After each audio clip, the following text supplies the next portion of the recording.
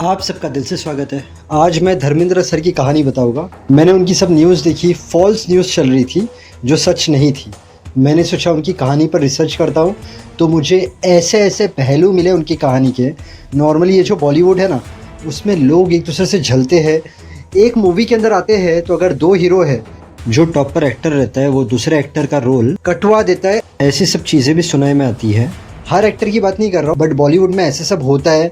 Insecurity भी होती है कि दूसरा एक्टर हमसे आगे ना बढ़ जाए। लेकिन धर्मेंद्र सर लाइफ में एक ऐसे कलाकार है जिन्होंने दोस्तों की तो हेल्प की, बट उस वक्त वो जिन्हें इतना नहीं पहचानते थे उनकी भी हेल्प की। ये जो बॉलीवुड इंडस्ट्री है ना, सिर्फ बॉलीवुड इंडस्ट्री नहीं बट दुनिया में जितने लोग हैं, हम सब धर्मेंद्र सर को बहुत प्यार करते हैं। और मैं आपको घायल का किस्सा बताऊंगा, अमर अकबर एंथनी का किस्सा बताऊंगा, शोले का किस्सा बताऊंगा, कैसे वो फिल्म लाइन में आए, उनके साथ कैसे चीज़ें ऊपर नीचे हुई, सनी देओल सर के लिए उन्होंने कैसे कैसे टाइम पर खड़े होके बैकअप दिया। बहुत सारी चीज़ें हैं जो आपको नहीं पता है। तो मैं शुरू करता हूँ कहानी धर्मेंद्र सर की, हमारे स्टार की। इतनी भी कहानी मिस मत करना।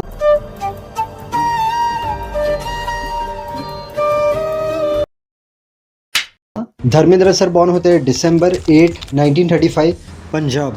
उनके फादर का नाम केवल किशन सिंह, उनकी मॉम का नाम सतवंत कौर देओल। धर्मेंद्र सर की फैमिली की नॉर्मल लाइफ थी, नो ग्लैमर, हॉनेस्टी और hard work. But Dharmendra sir को मूवी देखने का बहुत शौक था।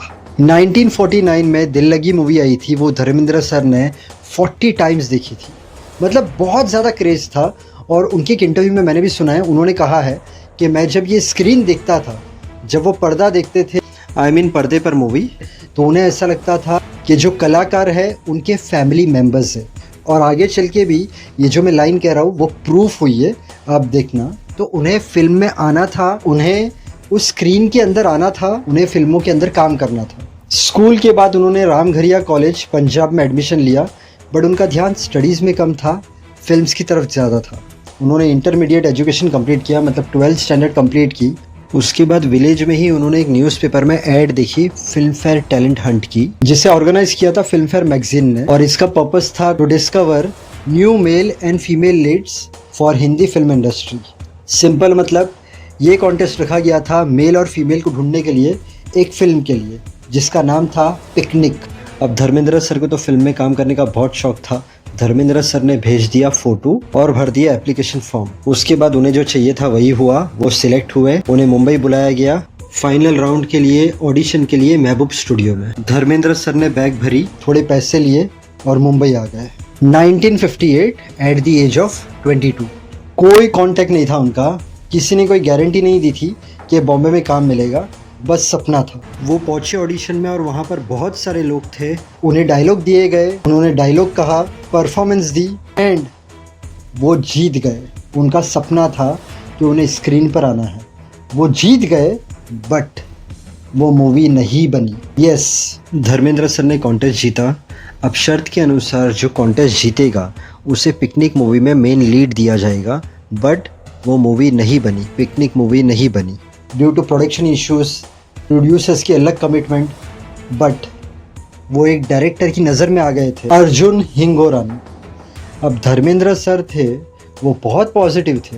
उन्होंने कहा क्या फ़र्क पड़ता है, एक दरवाज़ा बंद हुआ है, वो है ना 10 दरवाजे खोल देगा। अब मुंबई में उनका स्ट्रगल चालू हुआ। उस वक्त इतने पैसे नहीं थे, 5-6 लोग के साथ एक घर में रहना, खाना। उस वक्त उन्होंने रहना, खाना, ये सब को इतना मायने नहीं दिया। उनकी मेन मंजिल थी काम।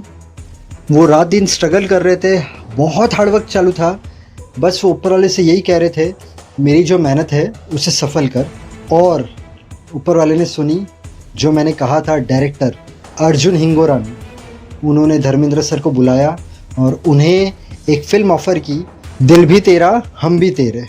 फिल्म ठीक ठाक चली, बट दरवाजे खुल गए थे धर्म सर के लिए। दूसरे प्रोड्यूसर्स, डायरेक्टर को उनका काम बहुत पसंद आया था। उन्हें 1961 में मूवी मिलती है शोला और शबनम, मूवी हिट, वो थे मेन लीड में। बट 1961 में ही उन्हें मिलती है बॉयफ्रेंड, उन्हें मिलता है सपोर्टिंग रोल, वो करते हैं।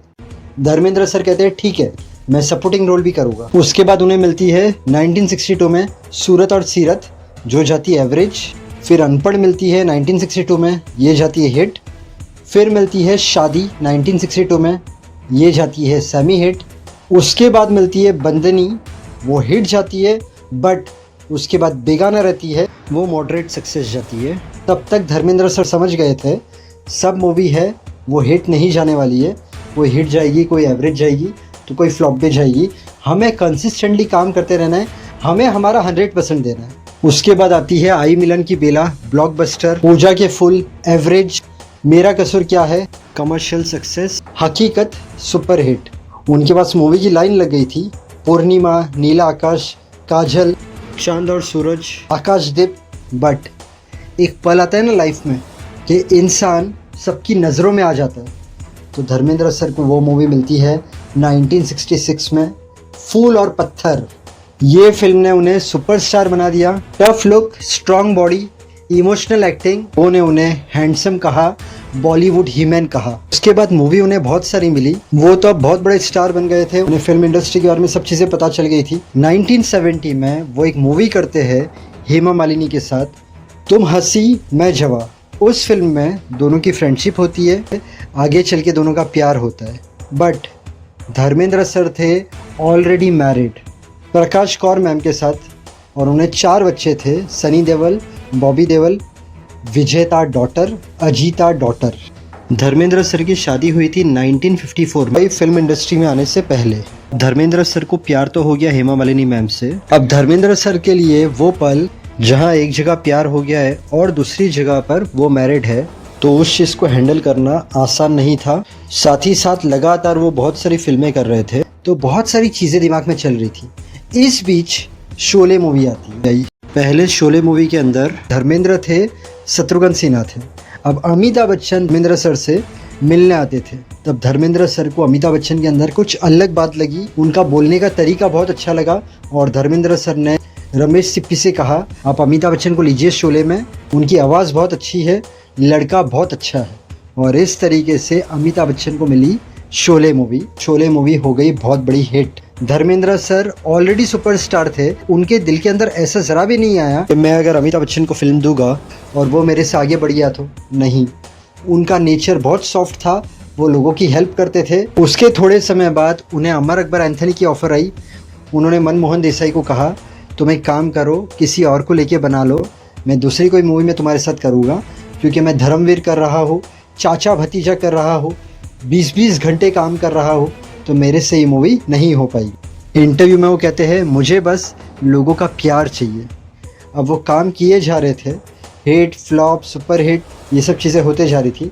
1980 में बहुत सोचने समझने के बाद वो हेमा मालिनी से शादी करते हैं। हेमा मालिनी से उन्हें 2 डॉटर होती है, ईशा और अहाना। ये जर्नी आसान नहीं थी उनकी, क्योंकि एक शादी हो चुकी थी।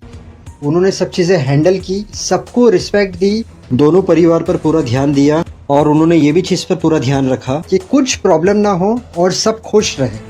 शादी होने के बाद कैरियर पर फोकस किया। उसके बाद उनकी मूवी आती है बर्निंग ट्रेन, अली बाबा और 40 चोर, कातिलों का कातिल, नौकर बेबी का, प्रोफेसर प्यारेलाल। सनी देओल तब तक बड़े हो गए थे। धर्मेंद्र ने लॉन्च किया सनी देओल को बेताब के साथ, और बेताब गई सुपर हिट। साथ ही साथ धर्मेंद्र सर ने अपने करियर पर फोकस किया। राज तिलक, बाजी, सल्तनत, लोहा, हुकूमत, वतन के रखवाले, फरिश्ते, मर्द की ज़बान, सच्चाई की ताकत, बंटवारा, कयामत। आ गया 1990। सनी देओल को एक स्ट्रॉन्ग हिट की ज़रूरत थी। सनी देओल के पास राजकुमार संतोषी आए घायल मूवी की स्क्रिप्ट लेकर। अब सनी देओल को स्टोरी बहुत अच्छी लगी, बट कोई भी प्रोड्यूसर हाँ नहीं कर रहा था। किसी भी प्रोड्यूसर को उस स्क्रिप्ट पर पूरा भरोसा नहीं था। राजकुमार संतोषी उस वक्त नए डायरेक्टर थे, और सनी देओल की फिल्में थोड़ी एवरेज जा रही थी। सनी देओल को वो स्टोरी बहुत पसंद आई थी, उन्हें वो मूवी करनी थी। सनी देओल और राजकुमार संतोषी धर्मेंद्र सर के पास गए।